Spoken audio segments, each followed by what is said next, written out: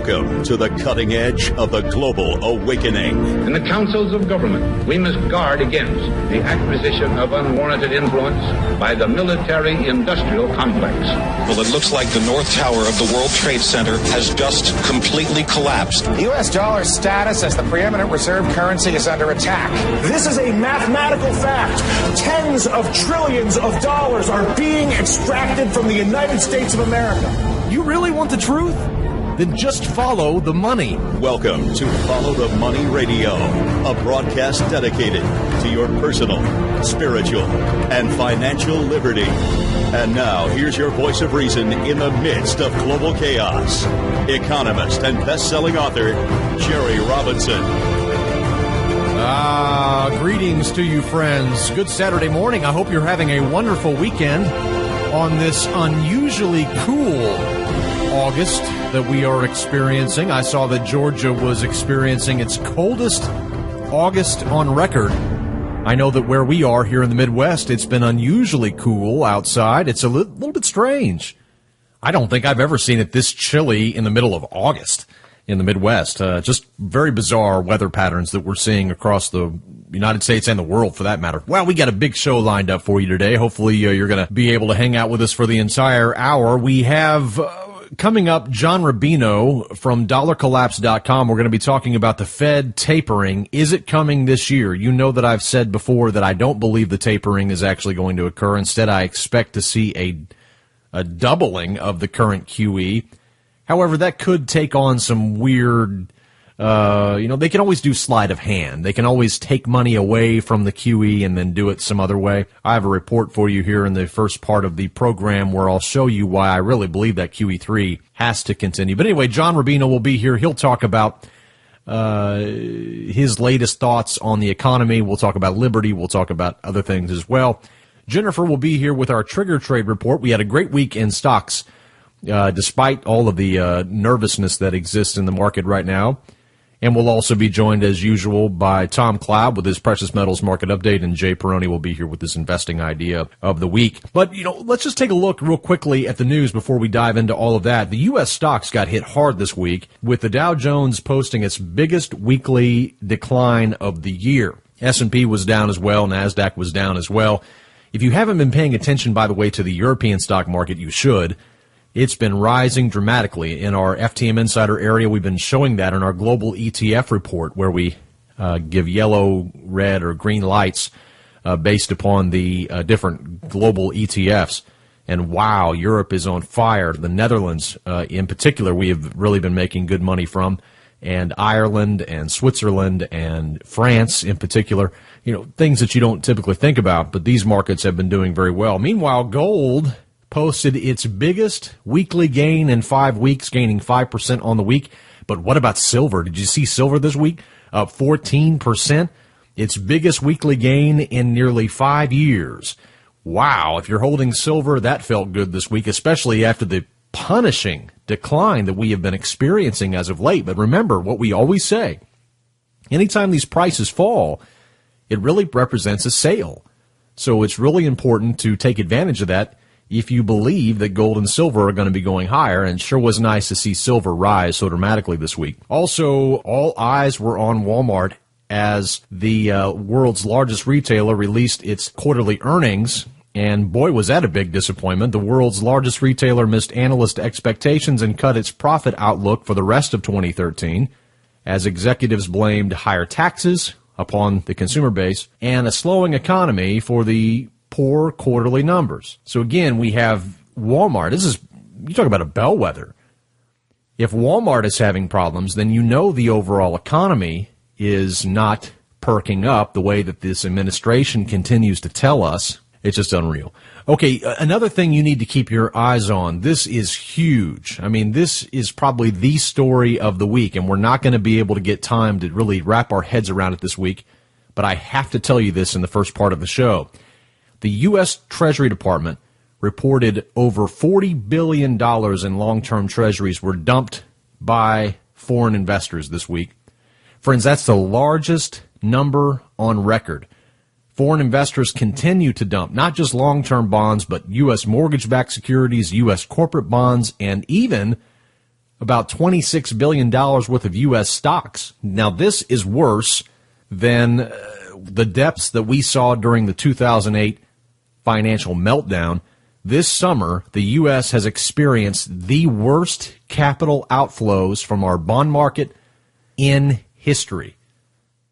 What does that mean? That means that foreign investors who are propping up our economy, as we've been talking about on this program ever since we've been here, and as I've been talking about since, the very beginning of our entire organization, we have got to watch this bond market. Here it is.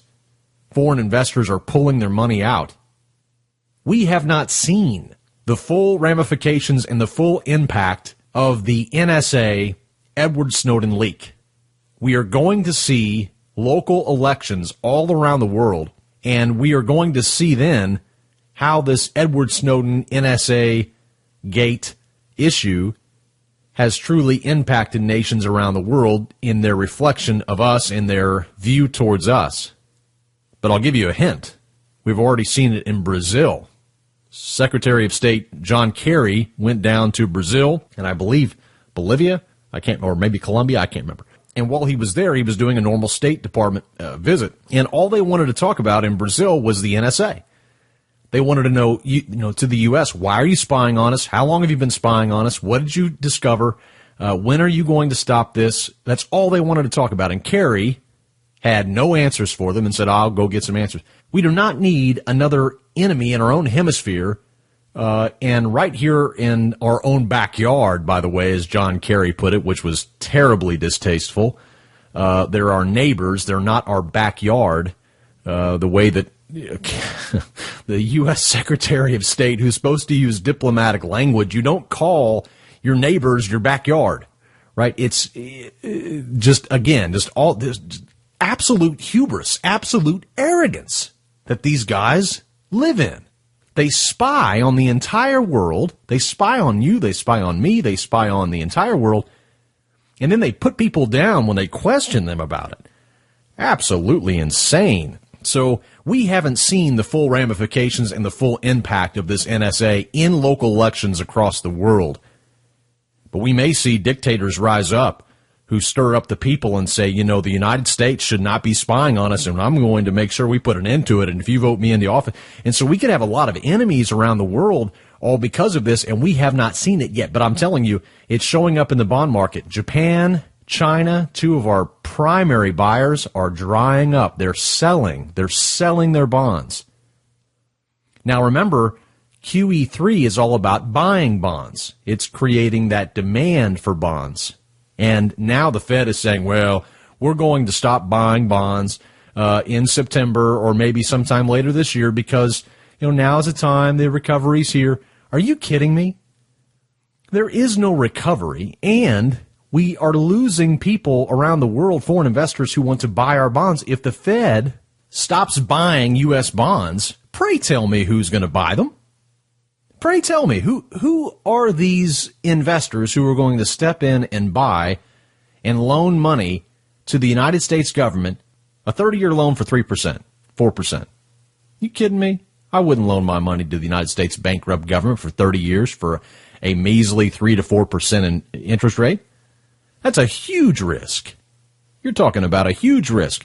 Okay, another big story that made it into the news this week, but not quite to the top of the front page, was the fact that George Soros is placing his largest bet in the second quarter on a decline of the S&P 500.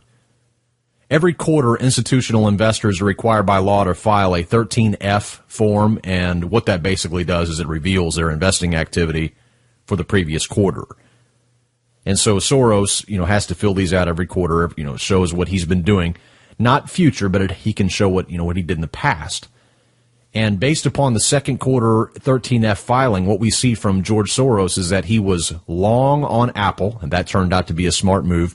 He was short on gold, which I think was going to be a very dumb move. And he also bought a put of 1,248,643 units of the ETF for the S&P 500, which is ticker symbol SPY. So he bought a put, which means he bet against the S&P 500, thinking that it's going to go down. And when you think about the amount of money he put into this, you realize how serious this is. Because remember, Soros reportedly made $1 billion in a day, him and Jim Rogers, when they ran the Quantum Fund together. They bet against the British pound back in 1992, netting $1 billion in one day. We've also heard how Soros has bet against the yen and made money. He's bet $1 billion against the the Australian dollar, and I'm sure he made money on that because that was a good call. But now he's betting $1.25 billion against the United States stock market as of the second quarter of this year. What does he know? He probably knows what the rest of you know. This is a total paper illusion. It's a fiat empire, and it cannot continue. The markets began showing signs of major stress this week. Our FTM insiders received an alert along with ideas on what to do now. And so if you're not currently an FTM insider, I encourage you to do so, because when that market light turns red, you will not want to know one day too late. Because in the past, when that market light has turned red, it can mean major danger. Major danger. Okay, so we have a lot on the show lined up for you. I wanted to get to my topic on Mike Rogers, the whole House Intel Committee, but I'm not going to have time for that. But I want you to go on our website if you haven't already read my story on that. Unbelievable what these guys do. Withholding information from the House non-committee members, basically not revealing to them the true extent of the NSA's snooping operations. And it's an explosive story. Mike Rogers should resign if it's true. And anyway, you can read that. I'll put a link to it in the post on today's show. All right, so stand by for the precious metals market update from Tom Cloud. You are listening to Follow the Money Weekly Radio on the web at ftmdaily.com. You can find us on Facebook at facebook.com/FTM Daily, and you can also find us on YouTube. We have a growing YouTube presence, lots of new videos coming out on a regular basis. Be sure to check that out. It is youtube.com/FTM Daily. Hold tight. 5:15 is just a train. 5:24 it leaves the station again. Follow the Money Weekly presents your precious metals market update. Here's Tom Cloud. Well, Jerry, it's been happening exactly what we had forecast over the last several weeks of this show. We're going to start with silver today, and that is, we kept saying once it cleared 2050 and closed that it would ignite like a fire, and that's exactly what has happened. We've seen silver rise to $22 in 2 days after closing at $20.51 back on Tuesday of this week.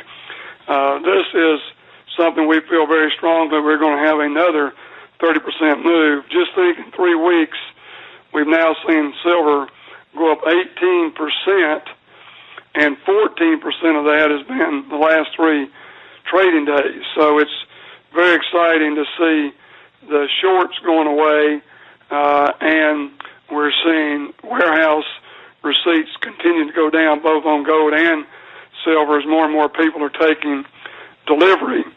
So it is a very exciting situation. There's also strong news out that some of the top money managers in the country that have been using ETFs are now checking on ways to own gold in warehousing where they have the physical gold that they're in control of rather than going through one of the big name ETFs. This is huge news, especially if some of the big some of the big money managers in New York start demanding physical allocated gold and silver for their clients. So this is all outstanding news for us. But silver, as I've said several times, and I've been contested several times, is I still think silver can get back to where it started the year at $30 even.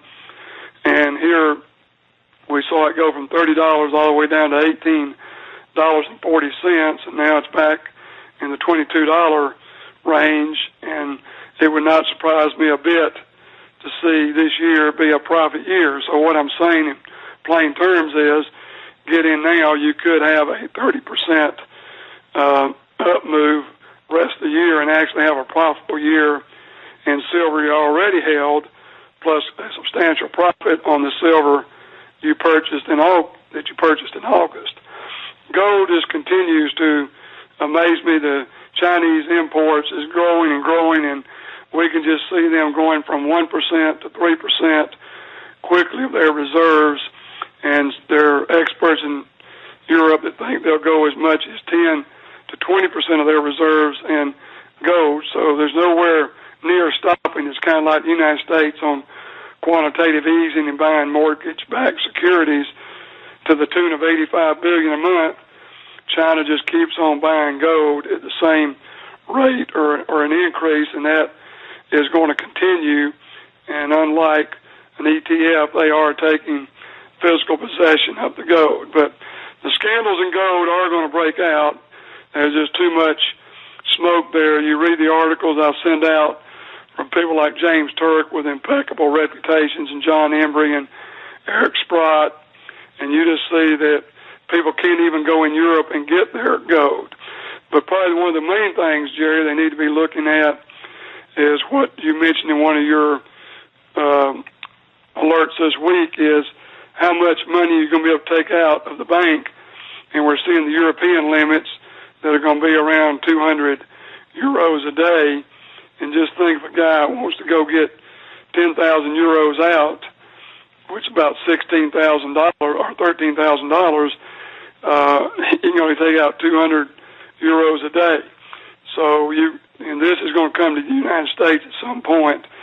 Certainly, I don't have any magic date, but people really, this is the calm before the storm. I've been doing this 37 years, and all of a sudden, I mean, just the nature of the large clients coming into it, money managers increase their percentage in it, and we're now seeing sales signals being given in stocks by some of the top timing companies in the world, saying the stock market's getting ready to have a correction, and the bond market. So all this is very positive for metals as we move into the best time of the year.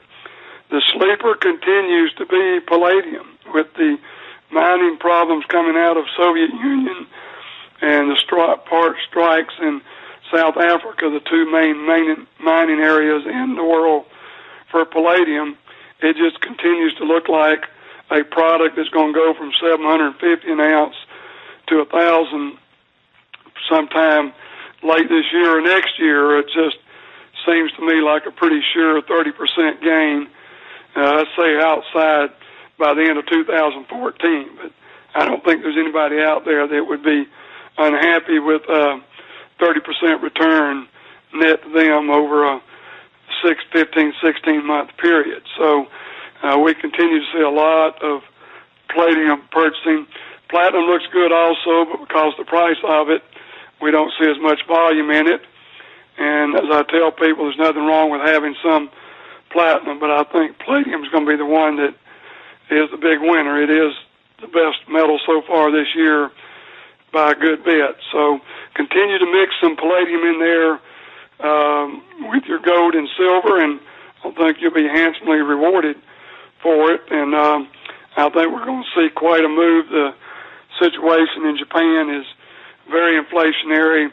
We could see a quadrillion yen printed over the next 2 or 3 years. We're going to probably see 100% increase in the money supply for 2013. But they're backed in a corner and have nowhere to go except to inflate now. They have no credit in the world. I mean, they've got to depend on their own citizens to buy their debt. So they're going to take a Western stance, and they're going to really pick up. And this is a lead indicator of what the rest of the world is going to do also, because there was more resistance in Japan for over 20 years. And then last thing I want to mention, Jerry, is I did a talk show this week for a financial advisor call in, and people just don't understand. In Japan, they keep saying they're saving money. Why is their economy so bad? Well, just think what you're saying. If you're saving money, you're not spending money. Americans don't get that. We have the lowest savings rate in the industrialized world. We're out spending everything. We live above our means, especially the middle class. They have credit card debt mortgages, and they're just getting by, and they're not saving money like you're trying to disciple them to do. Most Americans are out in debt, and that you can't have both. You can't have savings and a growing economy. If people are going to save their money, they're not going to spend it. So it's going to take this tremendous amount of impact and input into all this money being created out of thin air that's going to drive, because it's going to catch fire sometime before Obama leaves office. We're going to see money supplies going up at 20, 30, 40, 50% a year. And in the case of Japan, they may double the money supply in 1 year. So once again, this is the calm before the storm, in our opinion, and investors should be looking at getting the percentage they want into precious metals and get it done as quickly as possible. If anyone needs to talk to me, has any questions, they can reach me at 800-247-2812. That's 800-247-2812. And if you're not on our email blast, you can go to ftmdaily.com, hit the precious metals button, and sign up. And it is a confidential list we don't share with anyone else. So with this week's Precious Metals Market Update, this is Tom Cloud signing out.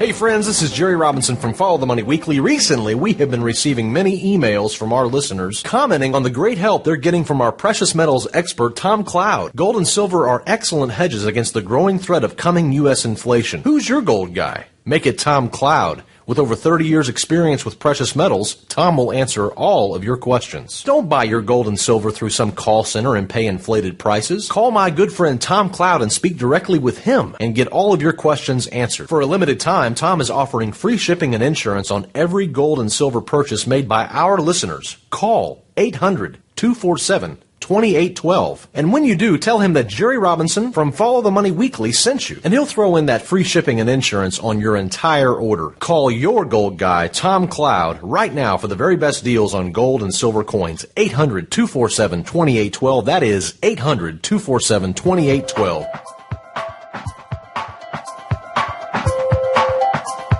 With this week's Trigger Trade Report, this is Jennifer Robinson.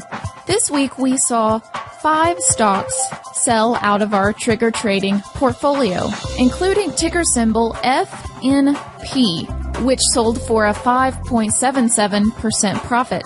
We had 4 others sell. 1 was flat, 1 we suffered a 1.3% loss, and the other 2 sold for 5.12% and 1.84%, including ticker symbol ZLC, which was up 10.9% in a single day's trading time. We have 3 stocks currently in play from our trading. 1 is ticker symbol GDX.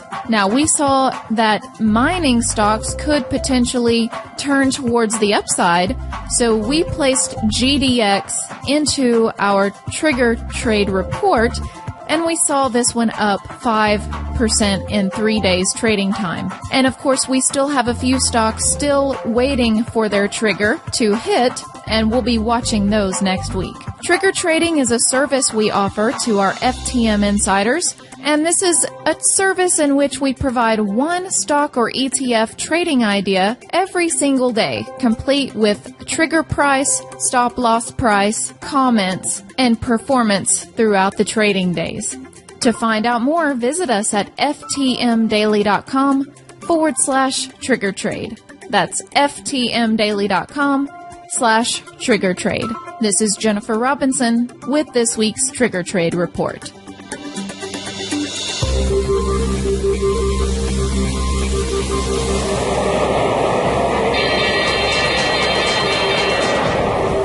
Jay Peroni, Certified Financial Planner, here with the idea of the week. This week we'll take a closer look at the Genesis 12 strategy on how you can support Israel with your investment dollars. Genesis 12:3 says, "I'll bless those who bless you, and whoever curses you I will curse, and all peoples on earth will be blessed through you." At Wall Street Renegade, we have portfolio strategies for investors of all shapes and sizes, from all walks of life, from conservative options for the investor who recently retired to aggressive for the investor seeking to maximize growth. We believe in prudent planning and attempt to get the highest possible returns with the lowest amount of risk. We believe in diversification, asset allocation, tax efficiency, and using low-cost investment vehicles. Many of our subscribers and clients come to us looking for help incorporating their faith and values into their financial plans. Many of our clients are Christian investors looking to seek out pro-Israeli companies. This is one way we can put our money into companies that support our biblical values.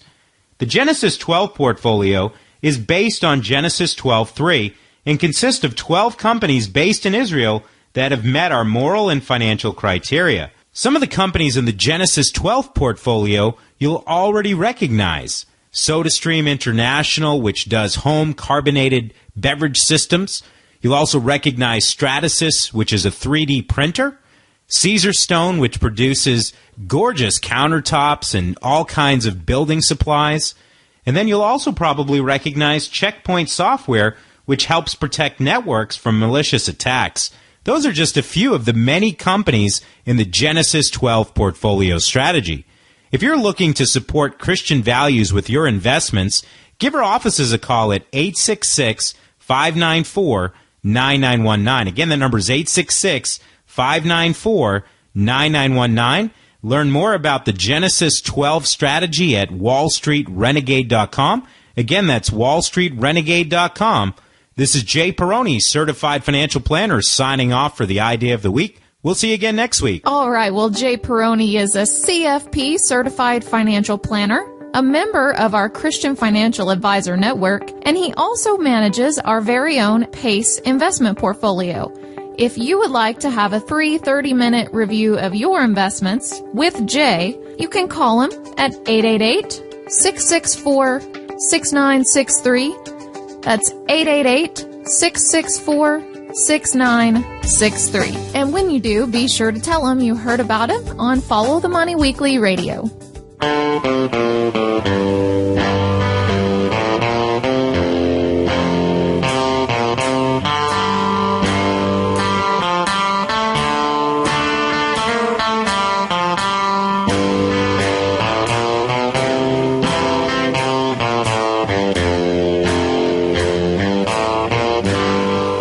Next guest is no stranger to the show. He runs the very large website dollarcollapse.com. It's filled with news and commentary on today's economic events.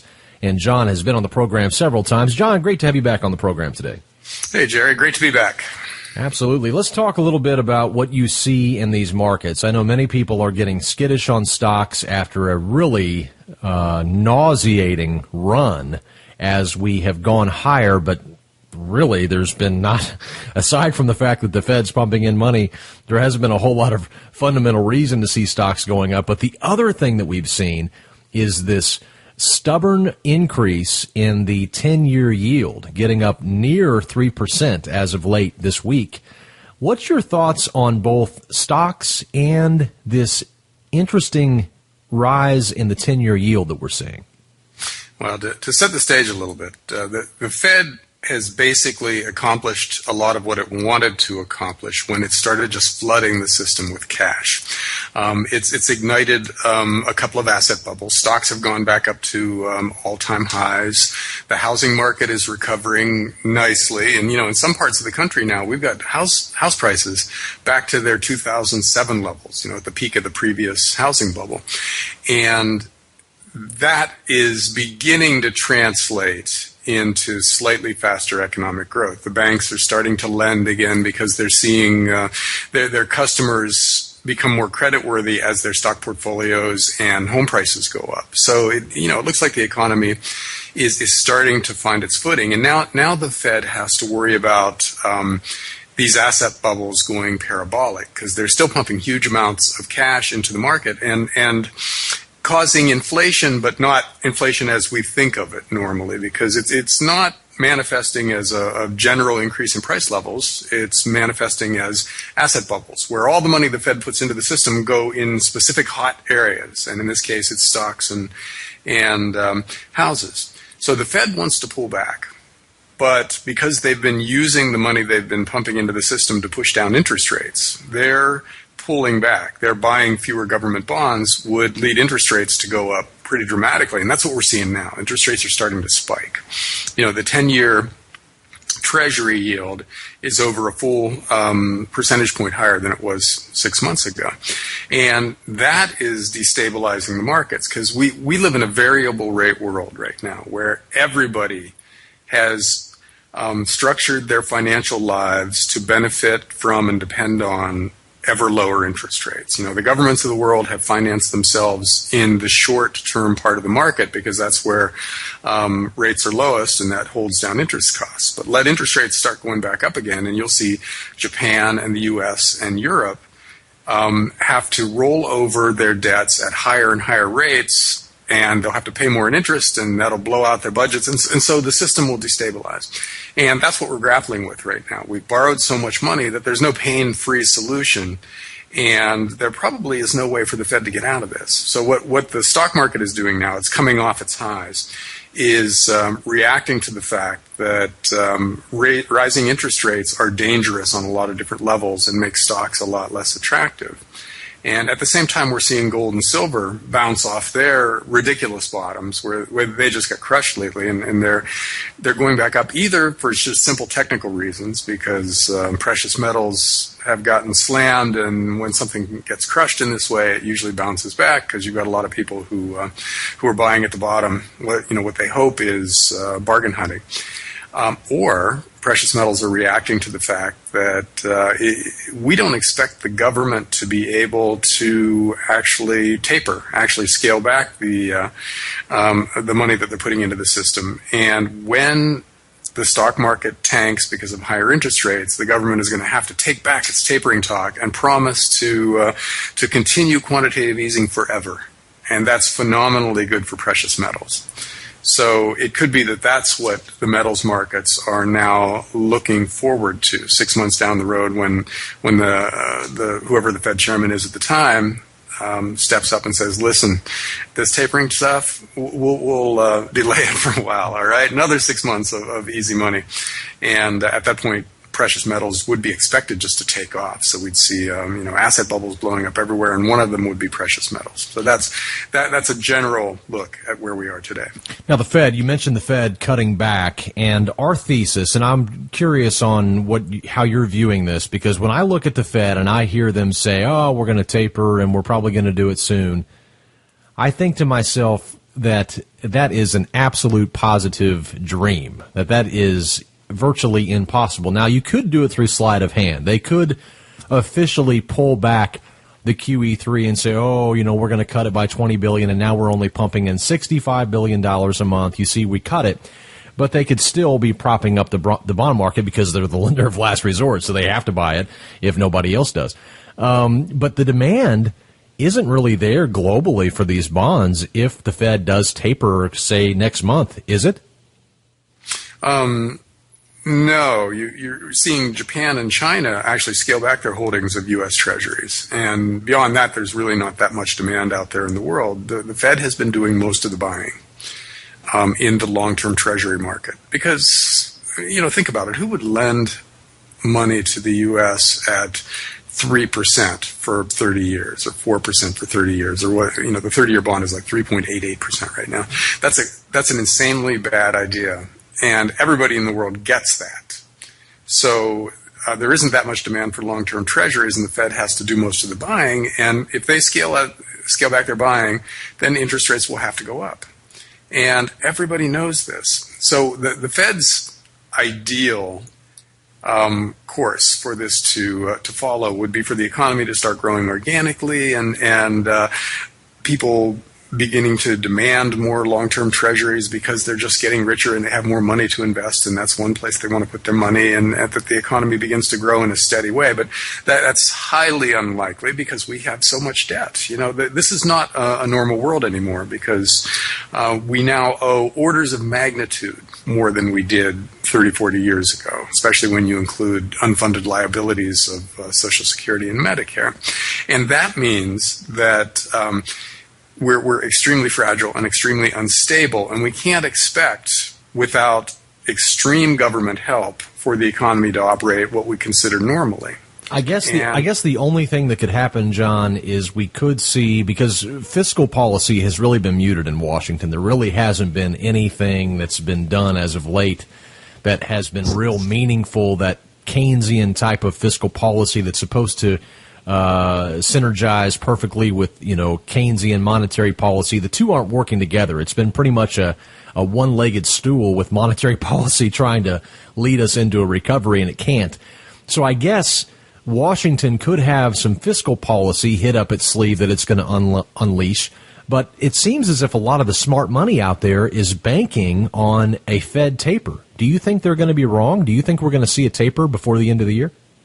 Well, I think they're very likely going to try because they've got these asset bubbles that they're very worried about now. You don't want to see the housing market spike from here, where already house prices are at record or near record levels in a lot of hot markets. You don't want to see it keep going because that destabilizes the rest of the economy in its own way. You don't want to see stock prices spike at a time when margin debt, in other words, people are borrowing to buy stocks, is already at record levels. These are pre-correction levels in these markets where they normally would turn down from here. So if the Fed kept on adding money to the system, you would see these markets or some other part of the leveraged speculating community just spike. The Fed is worried about that. They don't want to see destabilizing bubbles expand from here. So they have to try to taper. And in their fantasy world, the tapering is successful, but that's not this world. It's very, very unlikely that they're going to be able to stop or dramatically scale back their bond buying without interest rates spiking and without that destabilizing the world. So there's no way out when you borrow too much money. It works the same way for a country as it does for individuals and families. That if you borrow too much money, you lose control over your destiny because bad things start to happen, and any little blip in your fortunes is magnified by the fact that you owe so much money to so many people. And that's where we are as a society. Not just the U.S., it's Europe and Japan and potentially China, even though we really don't know what China owes. But with the whole world this highly leveraged, any little blip, a small spike in interest rates. If interest rates were to go back to just historically normal levels, back when we had a nice, steadily growing economy, we would see a crisis right now. So things can't return to quote-unquote normal because normal is disastrous when we owe this much money. And we'll find that out in the next few years, and it's not clear how we find that out because that depends on the decisions of individual people sitting around a table under huge amounts of pressure. And so we can't know what Janet Yellen or Lawrence Summers or whoever replaces Ben Bernanke are going to do exactly, but we know they're in an impossible situation and that anything they do carries huge risks and is highly likely to be disastrously wrong because that's the nature of extreme debt. You reach a situation when you're borrowing and borrowing and borrowing where anything you do is probably going to mess up your life. And it's not so much that decision as the previous decisions that have brought you to this place. And that's really where we are. So the next few years will be some kind of a disaster scenario, but it's not clear what kind because we don't know what decisions these guys are going to make. My guest today is John Rubino. He is the founder of DollarCollapse.com. He's also the author of the book, The Collapse of the Dollar and How to Profit from It. He co-wrote that book with James Turk of GoldMoney.com. John, let's go back to the idea of interest rates because we had talked about how the 10-year yield had been creeping up. We had certainly seen a creeping up in mortgage rates over the last several months, and that has caused some concern about the overall housing recovery, quote unquote. a recent headline showing that mortgage activity plunged by 50% over the last 3 months. And another headline that came out, and I did a little bit of research on this one, and I was really stunned. 50% of home sales occurring in the United States are occurring in cash. Now, that's been a trend for some time, but it seemed as if this housing recovery had some genuine green shoots, coming out of it, and it appeared to be real. But what we're seeing right now is it appears as if we're beginning to see a slowdown in that. What's your thoughts on real estate? You've written a book on the topic. Do you think that we're going to see another crash like we did back in 2007, 2008, or do you think that any crash ahead will be more mild? Well, I don't think that real estate is leading the way it did back in the early part of the aughts. And so it's not the epicenter, but it is definitely starting to become bubblish in some places. And because of that, you could see a dramatic reversal. If mortgage rates went back to just 6%, and I remember bragging to a friend about getting a 6.5% mortgage decade and a half ago. That was actually a good rate at one time. But if mortgage rates just go back to that level, you would see an absolute drying up of all the refi activity out there. And you would see a dramatic scale back in the number of people who can afford houses, because that, effectively doubles your mortgage payments if mortgage rates go from the last year's low to 6.5%. And so fewer and fewer people will be able to buy houses. You'll see a dramatic slowdown, and that'll reverberate through the economy, because housing is a big part of the economy now. The construction industry employs a lot of people. The mortgage banking industry generates a huge amount of taxable income, yada, yada. So housing is potentially a leader on the downside when the turn comes, when interest rates spike to the point that it dries up housing. But there are lots of other places that could be more serious in the short run. You've got China and Japan out there in very fragile states, and you could see them go into some kind of a crisis driven by debt and pull down the rest of the global financial system. Derivatives are insane right now. Interest rate derivatives are 3/4 of the $500 trillion derivatives market, which means that all the big banks and all the big hedge funds virtually are placing bets on interest rates. And half of those bets are that interest rates will be stable or go down from here. So let those bets go bad, and you'll see a lot of hedge funds blow up, and you'll see that reverberate through the financial system and maybe pull down some big banks. There are all kinds of scenarios in which the extreme debt that we've taken on and the extreme level of financial speculation that has been going on come back to bite us. And housing is one possible place, but it's not the only place, and it's not the most likely place for that to happen right now. There's just so much that can happen that there's really no way to predict, because there are 8 big black swans out there waiting to land, and there's no way to know which one lands first. And when one of them happens, we're so fragile and so over-leveraged that it can cause a cascade failure of other sectors in the economy. So I don't know. If you ask me for one single word to describe what I see in the next few years, it's chaos. Something bad happens, it causes other bad things to happen, and then things spin out of control. And it all comes back to the fact that we borrowed way too much money. Nothing theoretical, nothing mystical, magical about any of this, but when you borrow too much money, your life begins to suck. And that's where we are now as a society. That's quite frank. I mean, that's exactly what it is. Well, your book was called, The Coming Collapse of the Dollar and How to Profit from It. And I think that last half, given the fact that you said there's these 8 black swans, and certainly there's going to be chaos in the future, what do you tell people? I mean, is there one single thing that people can do, that everyone can do, that would help them? What do you recommend?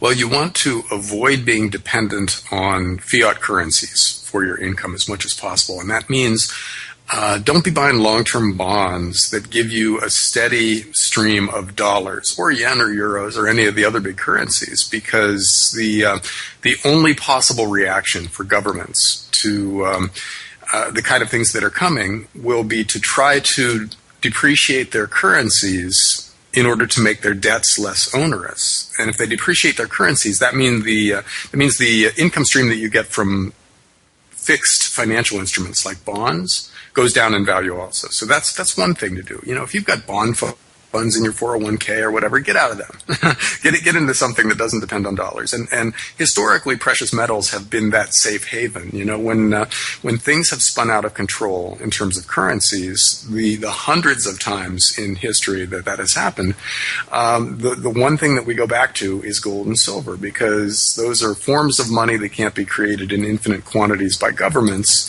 and therefore their supply is limited and they hold their value. And you can go, from the Roman Empire through the China's first experiment with paper money, through the French Revolution, through the U.S. Revolution, and in each case, paper money went basically to zero, or copper in case of the Roman Empire. But anyhow, stuff that you could make in infinite quantities were created in infinite quantities. They went to their intrinsic value, which is zero or close to that, and gold and silver held their value. So precious metals are another place to hide out. And then, well-chosen real estate, because it's real. You can't create more farmland, or you can't create more beachfront property.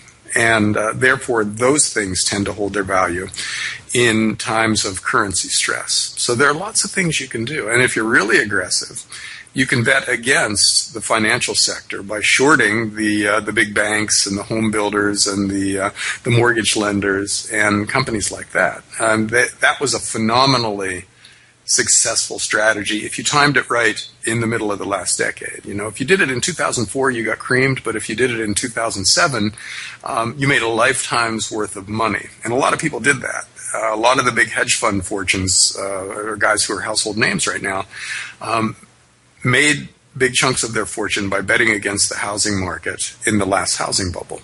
So the same thing is probably possible again on a somewhat smaller scale, but I think by betting against the financial markets right now, you probably are on the right side of history.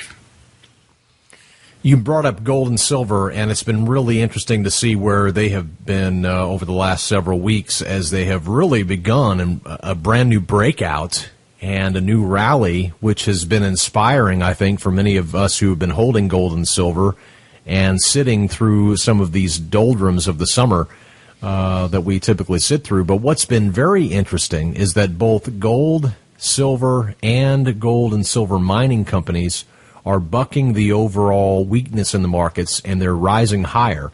What's your thoughts on what's happening in gold and silver? What's causing this uptick now, and why did it take so long? Well, the bear market in gold and silver was so sudden and so dramatic that we should expect, other things being equal, nothing else going on in the world, we should expect a technical bounce from here. And that it could be just that. It could just be that these things got crushed, and now it's time for them to bounce a bit. But it could also be a couple of other things. One is that the precious metals markets see what's going on out there, and they see 3 months or 6 months down the road the government having to take back its tapering talk and just reassure the markets by saying that there's going to be a flood of newly created currency flowing into the banking system for as far as the eye can see. That's phenomenally good for precious metals. And so the gold and silver markets could be anticipating that. Also, you're seeing massive demand for precious metals, especially gold, but also silver in Asia. They're basically vacuuming up all the available precious metals out there. And that's partially cultural for them. They've always been big buyers of precious metals, and the fact that it's ramping up from here could be part of an overall strategy in which the developed world accumulates a lot of precious metals and then eventually wants to back their currency with precious metals as a way of supplanting the dollar as the world's reserve currency. That's also quite possible, very feasible, and it could be what's going on, and that could be part of the reason that gold and silver are going up.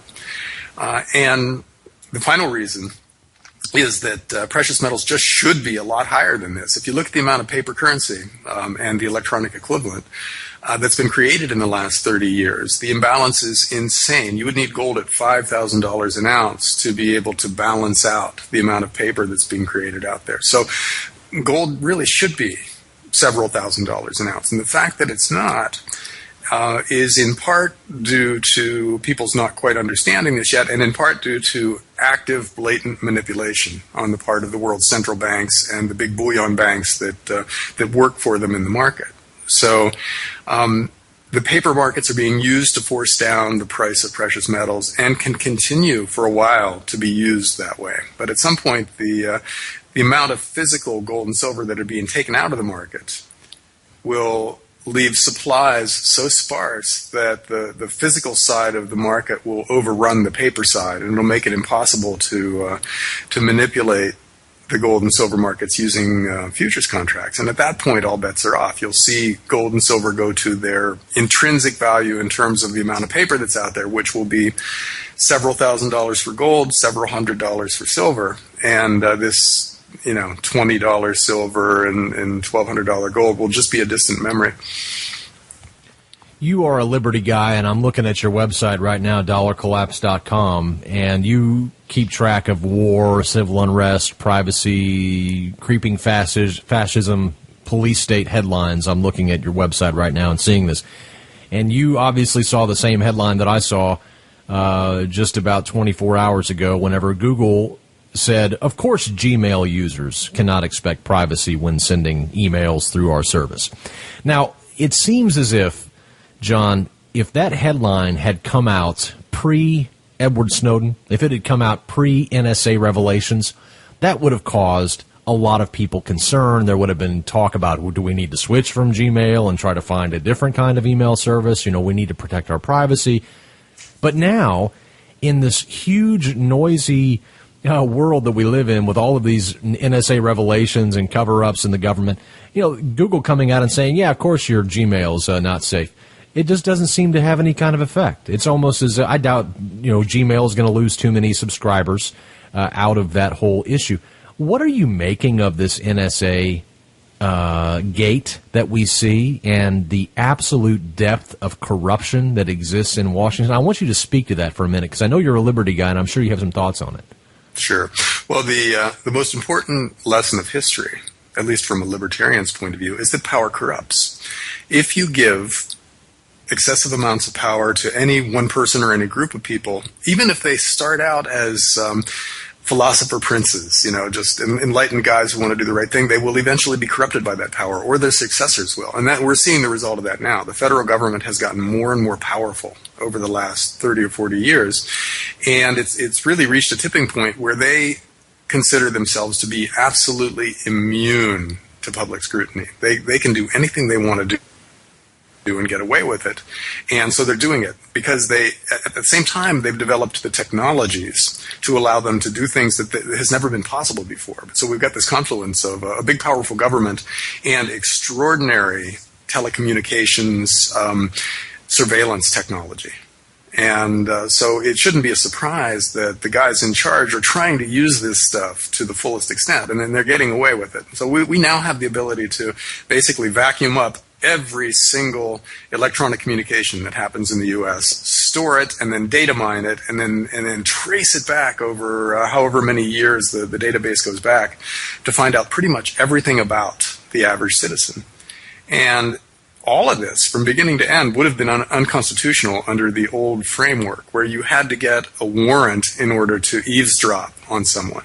But they've thrown that out the window. So we've created the infrastructure for a high-tech Big Brother police state. And the question is, when does the switch get flipped to where they start using it in a really blatant way and just picking up citizens and locking them up with impunity? And, that's the kind of thing that is the logical conclusion to what's happening. And it should be terrifying to everybody because if you look at the elections of the past 50 years, without me naming names and antagonizing various political groups out there, we've elected some guys who had very questionable character. And even assuming that the people in charge now are basically good-hearted and honestly trying to do the right thing, eventually we're going to elect a would-be dictator. And they're going to find the infrastructure in place for a very, very pervasive, very powerful dictatorship just ready to be flipped on. And, it terrifies me. I don't see a real solution. People are starting to pick up on that it's happening, but there isn't enough pushback right now to actually roll back any of this stuff. Every once in a while, the government will say, oh, never mind, we won't do that after all. But behind the scenes, they're going to keep on doing it. And they're going to hope they don't get caught, but they'll find a way to justify it if they do get caught. That's like the CIA, MK Ultra. They said, "Oh yeah, we stopped that. We're not doing mind control experiments anymore." And of course, they get busted and find out that they are. Well, one of the things that I'm concerned about is that right now Americans don't seem to mind being database and trace and tracked, and, like cattle. With all the technology, it seems as if they do want to push back, but they feel powerless. They look at themselves and say, we're only 330 million people. How in the world could we possibly have any control over the 300, 400, 500 men in Washington? And so it's one of these strange paradoxes where the masses find themselves completely powerless in the hands of such a corrupt inner circle of people who are doing this. Now, when we think about how this plays out, I want to get your take on this because we are already seeing blowback in the form of cut defense contracts. For example, Brazil. We didn't need another enemy in our hemisphere, and we certainly didn't need one just so close to us in Brazil. But Brazil, whenever Secretary of State John Kerry went down to talk and do his normal state visit, all they wanted to talk about in Brazil was the NSA. Why are you spying on us? How long have you been spying on us? When are you going to stop spying on us? What did you find out? What did you get? What are the details? And Kerry had no answers at all. And they said, well, we're going to probably cut our $4 billion defense contract that we have with you. So we really haven't seen this whole NSA Edward Snowden work itself out in the local elections across the world. We could see a strong backlash and blowback from even our current allies. Do you agree? Oh, absolutely. Everybody is worried about this. They see us becoming a global dictator, even more so than they've seen us as that before. And one of the ways this is manifesting is the recognition out there that the fact that we have the world's reserve currency gives us essentially a blank check to fund all of this stuff. Our military budget dwarfs the next 10 military budgets in the world.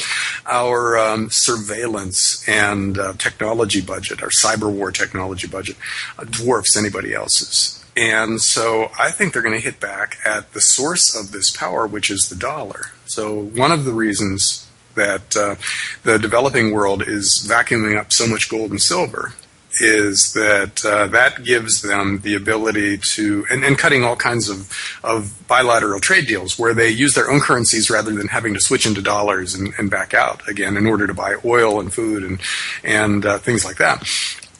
So over time, and it won't be a lot of time necessarily, you'll see the rest of the world break free of dollar hegemony and start using their own currencies, and other reserve currencies start to bubble up, and that will limit the power of the U.S. to fund a global military empire and impose its will on everybody else. So I think that they can't confront us directly economically right now, and certainly not directly militarily, but they can get at the root of our power, which is the dollar.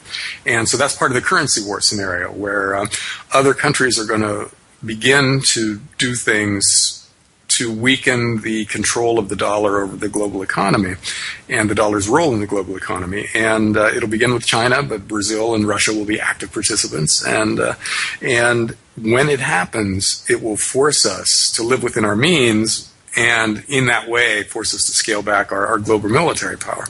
So, it's a long-term strategy, but not that long-term. It could happen in the coming decade. I think it's funny that we see a lot of the Republicans today as they're gearing up for 2016, and I can't even stomach the thought of having to sit through another, Jeb Bush versus Hillary Clinton whole saga, as I just can't imagine a Bush versus Clinton ticket, which many people, I mean, at some point you want to know, where does the train stop? Where do I get off? At some point you want out. And it seems as if, though, Rand Paul has been gaining a lot of traction among some people who you and I would probably view as neocons. Are you surprised to see some of the Republicans beginning to finally see the light of the logic put forth by the likes of Rand Paul, who happens to be, by the way, the son of the some guy that was on the stage in 2008 and 2012 who was talking about ending the Fed and stopping the wars of aggression? Oh, Ron Paul, that was his name. Any thoughts on the coming wave that we see towards Rand Paul, and is he a Trojan horse? Would you vote for Rand Paul? He's kind of a beginner. He hasn't been out there for very long, and I don't know that his ideas are fully formed enough for me to actually commit to voting for him. Ron Paul has been saying the same thing for 30 years, and he's very coherent. And Rand Paul is starting to say a lot of interesting stuff, and he's definitely on the right side of these national security issues. But I think libertarians have a broad appeal, but not nearly broad enough to actually get elected to national office. Because if Rand Paul pursued policies that you and I would agree with, Jerry, I think he would alienate so many people who depend on the government for various things that he would end up getting not much more than his dad's level of vote, which is 5 or 10% in major national elections. So right now, the fact that he's coming out against government spying and the encroachment of the federal government on our what we used to think of as our civil rights, it gives him a lot of appeal. But as soon as he gets a national forum and starts talking about economic issues and scaling back the welfare state and things like that, then he loses an awful lot of people. And so I don't see Rand Paul as the solution, because I don't see him being able to get more than 15 or 20% at the most in any kind of national election. And even if he did do well in primaries, it would be because the Republicans don't want the Democrats to have the kind of power that the Republicans would want when they got into office. Both of these parties abhor the abuses while they're out of office and then embrace them while they're in office. And so for the Republicans to take over, they would then want a super powerful police state, because it would be their police state. They would be able to do anything they wanted to with it. And so to run a guy who would literally actively scale back the power of that police state wouldn't be seen as in the Republicans' interest either. They want to win, but they want to win and then inherit on their terms. Yeah, they want to inherit a big, powerful government. They don't want to win and then scale back this government, because that's their power then. So libertarians they're an important movement, and they're definitely fun to listen to. But the way the system is set up now, they don't have a chance of actually accomplishing anything at the national level, I'm afraid. We need a consensus to form that has not yet formed before the libertarians can actually be a real power at a national level. One person once told me, he said, the only thing that a politician sees wrong with the world is that he's not running it. And I think that's really true when you think about it. It's oftentimes these guys who are running, they want to get in power, and then they don't really change much of what they had promised to change. And I'm thinking about the upcoming debt ceiling debate, which is going to, again, be ad nauseum. We're going to see it on the television and in the news. And, of course, you're a news guy, so you're following all this, and you're going to see all the headlines. And the Republicans are going to be him-hawing about how terrible the debt ceiling increase is. But as you pointed out, in 2004, 2005, 2006, 2007, it was the best thing in the world to raise the debt ceiling. But to the Republicans. But all of a sudden, in 2008, 2009, when Obama got in, holy cow, we've got to stop raising the debt ceiling. It's just terrible. It's atrocious. He wants to spin us into oblivion. well, this is the year that a Democrat runs the White House and they run the Senate, therefore we need to be against the debt ceiling increase, thus says the Republicans. Final question before I let you go. You're an internet guy. You're an internet entrepreneur. You run dollarcollapse.com. I run ftmdaily.com. We watch a lot of our traffic. We see where it's coming from. And we've been talking a lot about the NSA. We've been talking a lot about a lot of the encroachment upon our civil rights. And we've been somewhat bold about it as of late. And I have noticed that we have been getting intermittent knockouts of our website, and we've also been getting a huge amount of traffic. I mean, if you look at it on a chart, the way we have it with our Google analytics, we're getting a massive amount of traffic now from Washington, D.C., which was not the case just maybe 3 months ago. Washington, D.C. was not a big player on our list. New York was big, but not Washington, D.C. Washington, D.C. is now our number one area that reads our website. I don't find that to be a coincidence since we've changed our emphasis with the NSA. I'm curious, are you concerned about your website going offline? Are you concerned about this encroachment coming down the pike and actually impacting people like you and me who are trying to get the truth out?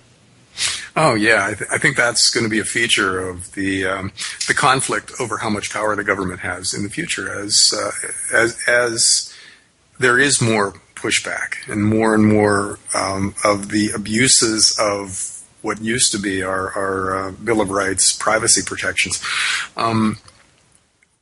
We'll see a lot of response to that, and one of the ways they'll respond is by using their cyber war capabilities that they're developing right now. They totally have the ability to shut down any website they want to anytime and just keep it down.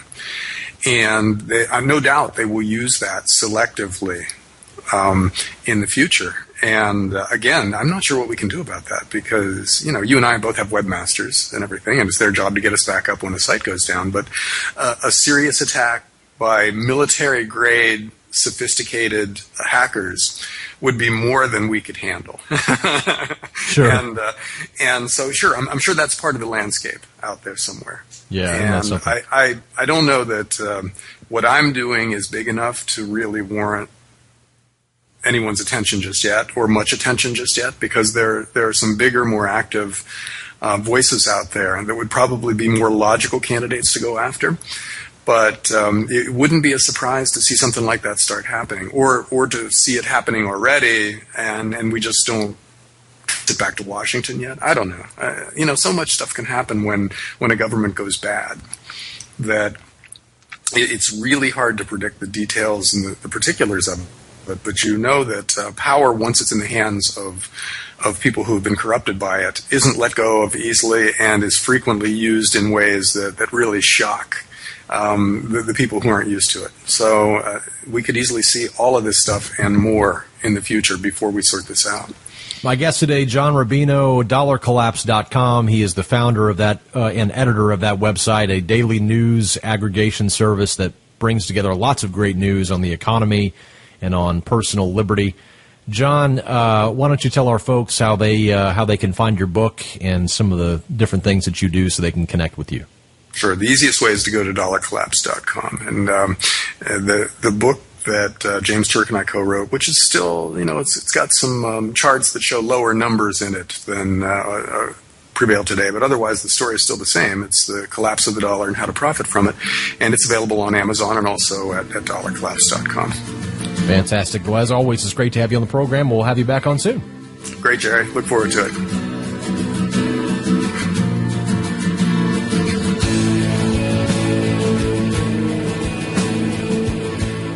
Well, friends, that brings us to the end of our program. Thank you so much for choosing to allow me into your life each and every week. It is an honor and a privilege to be a part of yours as well.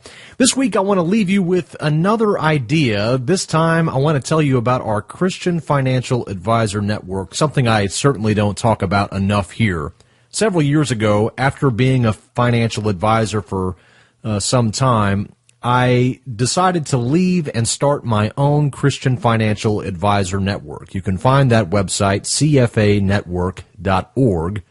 And In essence, what it is it's a way for you to find a Christian financial advisor in your area who understands the true nature of our economy. So if you'd like to find a Christian financial advisor in your neck of the woods, go to cfanetwork.org, fill out the free brief online form, and we will put you in touch with someone in your area if we have anyone in your area. If not, you'll get someone who is at least nearby who can service you and answer any questions. All of those services are completely free, and there is no cost to you simply to inquire and meet with someone and ask questions. So I would urge you to take advantage of that, cfanetwork.org. Well, until next time, friends, remember, when you want the truth, just follow the money. Have a very safe and prosperous week, and I'll see you right back here next weekend. God bless.